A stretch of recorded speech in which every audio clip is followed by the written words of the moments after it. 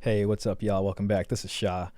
I saw a clip on the lead attorney's channel. So you remember the seven baby mamas and the seven kids guy, House of Hypocrites? He was actually on the lead attorney's live stream. So he appeared and the lead attorney talked to him for a bit.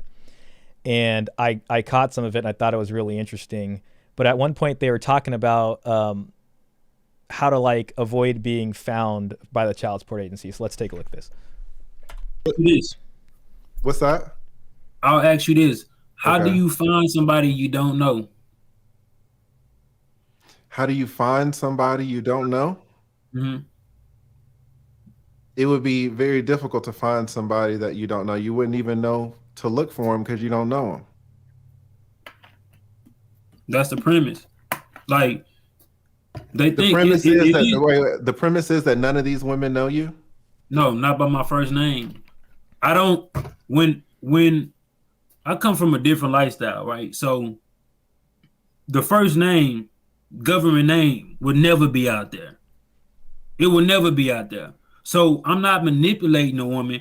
I just go by the nickname my family and friends call me. So if I meet you, I'm gonna give you that name. You'll never know my first name. You'll never know where I live. You know what I'm saying? You'll never know where I work. I come from a different lifestyle that I don't post to give out this particular information. What You know what I'm lifestyle did you saying? come from? Mm-mm. I just come from a different lifestyle that you're not gonna know where I live, stay, or work. Here's the thing about that clip. You know, one of the main parts of my job at child support was finding people. We used to call it locate. And we're trying to find where the other parent is. Sometimes it was mom, you know, I don't know if she flew off to Vegas or somewhere and she left the kid with dad. Most of the time we were trying to find the absent father, okay?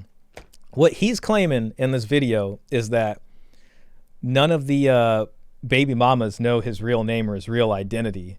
So the, I guess, indirect statement there is that child support hasn't been able to catch up with him because the women don't really know who he is. Therefore, child support cannot actually find him to get an order and make him dad and pay child support. And the lead attorney's questioning him about that. So I just thought it was funny because he's talking about like names, you know, in particular. And I was just going to put some clarity on how child support officers actually find people. And let me tell you, there were so many people I was able to find and we didn't know what their name was at all. Went by their cell phone number.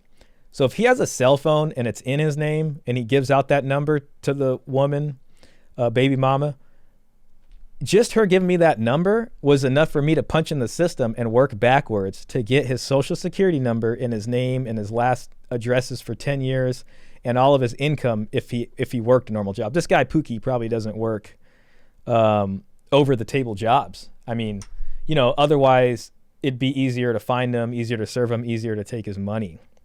So there is a chance that the baby mamas don't know who he is. I mean, if they just call him Pookie, if that's the name he's given out, and then he has like a burner number, you know, I don't know how he got the burner number.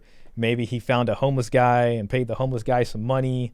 And then the homeless guy was like, yeah, I'll sign up for a cell phone plan for you. And then now it's just in the homeless guy's name, or he has a Google Voice number. Google Voice and those, like, Google Voice is connected to your real phone number and how it delivers the message. But you would have to subpoena Google in order to get Google to submit and provide that real number, which can happen, and they will comply in criminal investigations.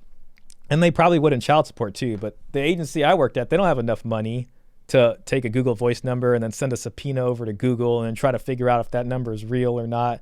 So if people got burner numbers and they don't know the real name, chances are they're probably gonna get away.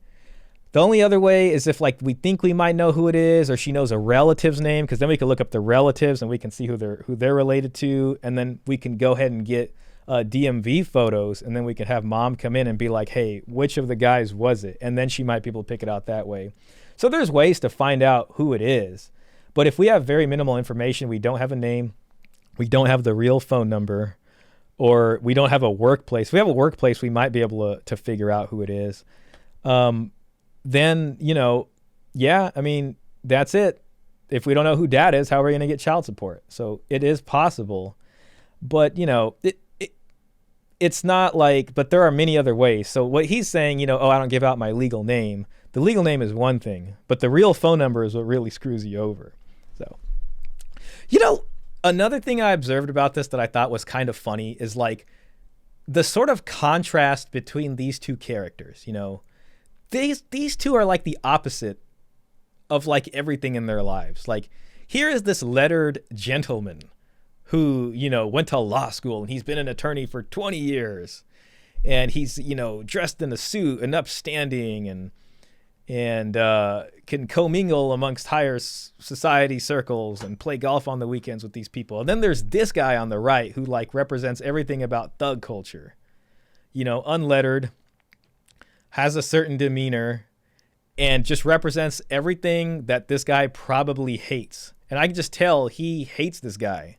You know what I mean? And it's just funny seeing these two characters are like opposite archetypes of each other interacting with each other, and it just doesn't go well. If you want to see these guys arguing, check out the lead attorney stream here and see how it went. It was pretty funny. So lead attorney essentially trying to catch him in lies and stuff. He's an attorney for 20 years, and that's his job, is to trip people up. But Pookie was having none of it, and it made for a pretty entertaining stream. Anyways, hit that like button, hit that subscribe button. Let me know what you think down below. Have you successfully evaded child support? Let me know in the comments what you did.